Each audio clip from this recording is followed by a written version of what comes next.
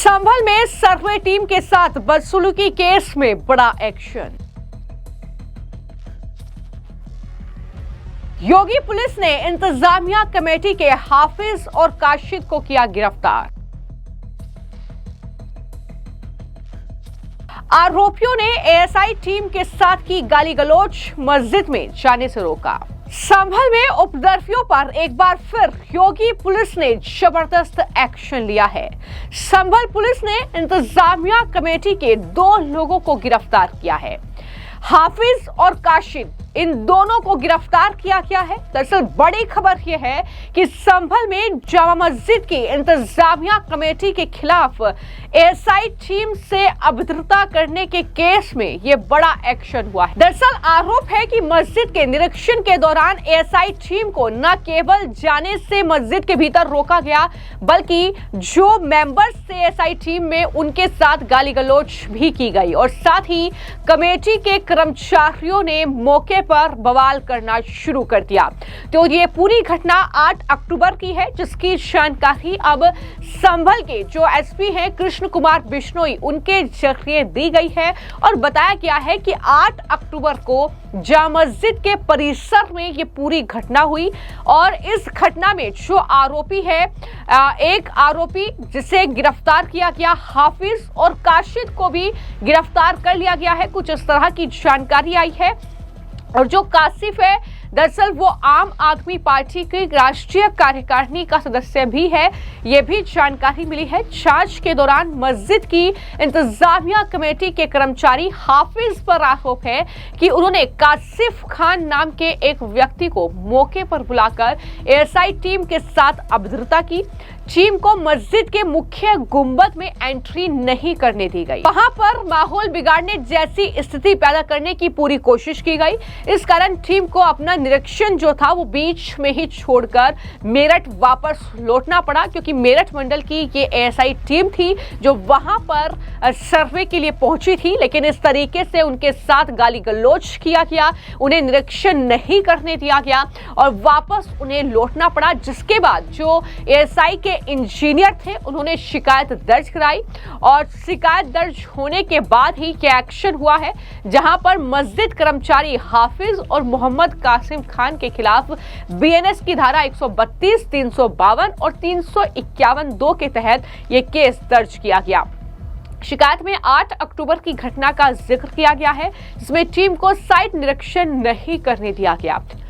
Police सूत्रों के मुताबिक जो जानकारी है उसको लेकर दरअसल एएसआई के सुपरिटेंडेंट विनोद रावत के नेतृत्व में ये टीम आई थी। इनको मस्जिद की इंतजामिया कमेटी के सदस्य हाफिज और काशिफ खान और उनके एक अन्य साथी ने रोक दिया। आरोप है कि इन लोगों ने टीम के अधिकारियों के साथ गाली गलौज किया और सरकारी कामकाज में बाधा पहुंचाई। जब टीम के सदस्यों ने दूसरे लोगों को बुलाने की कोशिश की तो अधिकारी सुरक्षा कारणों से वापस लौट गए। तो ये पूरा मामला है जो मैंने आपको बताया है। इसको लेकर पूरी जानकारी जो संभल के एसपी हैं कृष्ण कुमार बिश्नोई, उनकी तरफ से दी गई है। उन्होंने बताया है कि 2 लोगों को गिरफ्तार किया गया है। इस तरीके से 8 अक्टूबर को एक बार फिर से संभल का माहौल खराब करने की कोशिश की गई। पूरी जानकारी दी।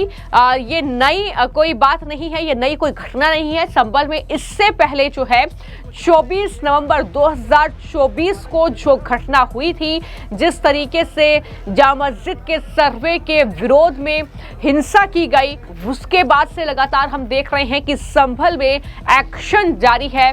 उपद्रवियों की गिरफ्तारी से लेकर जो कब्जाधारी हैं उन पर शिकंजा कसा गया। गिरफ्तारियां हमने देखी, बुलडोजर की कार्रवाई देखी और लगातार ये सर्वे भी जारी है। लेकिन इन सब के बीच लगातार बार बार ऐसी कोशिश होती रही जब माहौल खराब करने की कोशिश की गई। लेकिन एक बार फिर से जब माहौल बिगाड़ने की कोशिश की गई तो उस मामले में 2 लोगों को गिरफ्तार कर लिया गया है, क्योंकि उन्होंने सरकारी काम में बाधा डाली है। एएसआई टीम को रोककर अधिकारियों के साथ अभद्रता की गई, उनके साथ गाली गलौज किया गया, जिसके बाद मामला दर्ज किया गया। हाफिज को गिरफ्तार कर लिया गया। कासिफ खान के खिलाफ भी कार्रवाई की गई है। तो ये पूरा मामला सामने आया क्या है और इसी के साथ डीएम को भी पूरी जानकारी भेज दी गई है। एएसआई ने इस पूरे मामले की जानकारी संभल के डीएम को भी लेटर के माध्यम से भेजी है। पुलिस इस घटना को लेकर मामले की जांच कर रही है और दोनों पक्षों से बयान लिए जा रहे हैं। शासन के निर्देशों के क्रम में और संवेदनशीलता के दृष्टिगत रखते हुए मेरे और कप्तान साहब के द्वारा फुट पेट्रोलिंग की गई और हमारे यहाँ 19 मजिस्ट्रेट लगाए गए। इसके साथ में पुलिस के जितने भी अधिकारीगण हैं और कर्मचारीगण हैं, सभी हमारे कांस्टेबल्स हैं, सभी ने मिल करके गश्त की। इसके साथ में पीएससी ने भी एक भ्रमण किया और जो सीसीटीवी कैमरा है वो हमने सेफ सिटी प्रोजेक्ट के अंतर्गत लगाए हैं। उनको 100% हमने चालू कर दिया है, तो उससे भी निगरानी की जा रही है। और जो हमारे शहर के एंट्री और एग्जिट पॉइंट हैं, दोनों पर बैरिकेडिंग करके और 100% जो वाहन हैं उनकी चेकिंग की जा रही है।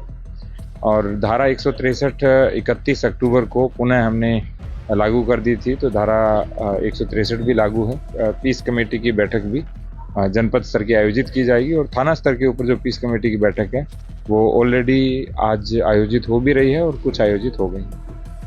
फिलहाल जो केस है वो दर्ज होने के बाद कहीं ना कहीं अब और ज्यादा ये गंभीर हो गया है। इसमें कितने और लोगों का इन्वॉल्वमेंट है, किस तरीके से बार बार सर्वे का विरोध हुआ और इस विरोध के चक्कर में हिंसा वहां पर भड़की, माहौल खराब किया गया, किस तरीके से लोगों की जानें वहां पर गई।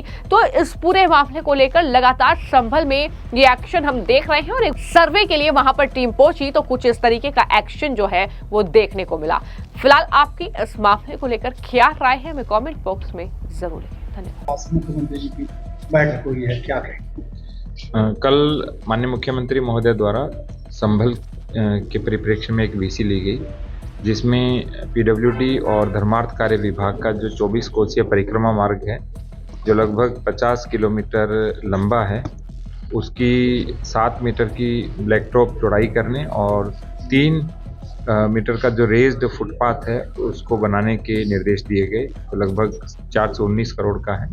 उसके अतिरिक्त संभल के 68 तीर्थ और 19 कूपों के संबंध में जो कार्य योजना बनी है और हमारा विजन डॉक्यूमेंट बना है, उसके संबंध में निर्देश दिए गए। यहाँ से लगभग सारी सूचनाएं भेज दी गई हैं और शीघ्र जो प्रस्ताव के क्रम में जो भी धन आएगा तो संबंधित एजेंसी के द्वारा कार्य आरंभ कर दिया जाएगा। सर, को कितना बनाना है, अब तक कितना काम हो गया? काम तो काफी टाइम से तीर्थों पर कूपों पर संबंध में अभी तक 6 करोड़ रुपए पर्यटन से आया है।